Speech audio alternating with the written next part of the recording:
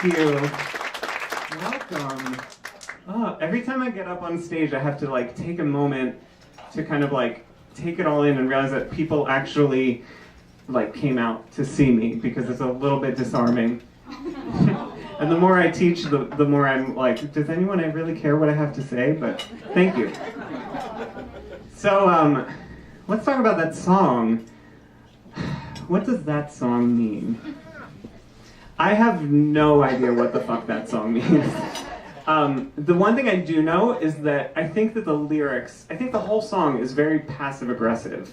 And it's not just the lyrics of the song, it's also like, if you know the story of how the song came to be, it's also a bit passive-aggressive. So I'm going to tell you a little bit of the story. This is a Stevie Nicks story, not a Brian DeSilva story.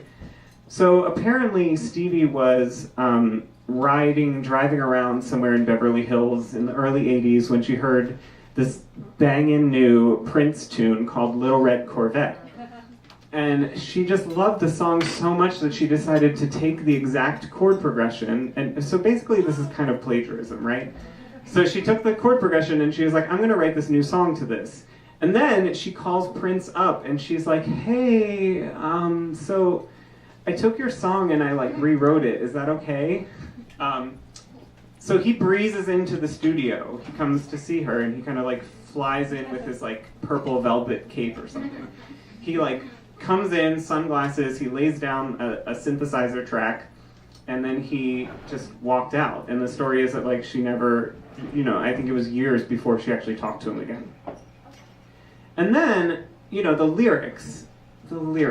So we've got, no one looked as I walked by. Just an invitation would have been just fine. And then later, what's the other part? It's just very, very passive-aggressive, right? And so, for me, that really speaks to me as a person. It speaks to my soul, that passive-aggressive message. And so that's how I connect with this particular song. And the thing about Stevie's songs and the lyrics are sort of, they range from, you've got simple, elegant storytelling. Then you've got sort of trippy, mystical metaphors.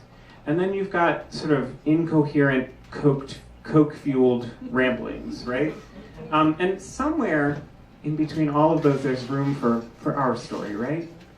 So we find ourselves in these lyrics. I don't have her experience. I'm not an addiction-addled rock star jet-setting around the world with a penchant for dark mysticism and high-profile love affairs. That's not my experience. It might be yours. I don't know if you share that experience. But, my experience was that of a queer little white kid from the suburbs, slightly artistic, with a penchant for dark mysticism. I'll give you that. We'll get back to that later. And a kid who sort of felt like sometimes life was going too fast and it was sort of passing him by, right? So that's my connection. And someone once said that we don't love musical artists and we don't love pop stars because we feel like we know them. We love them because they help us to know ourselves better. So that's what I'm here to kind of do with you tonight.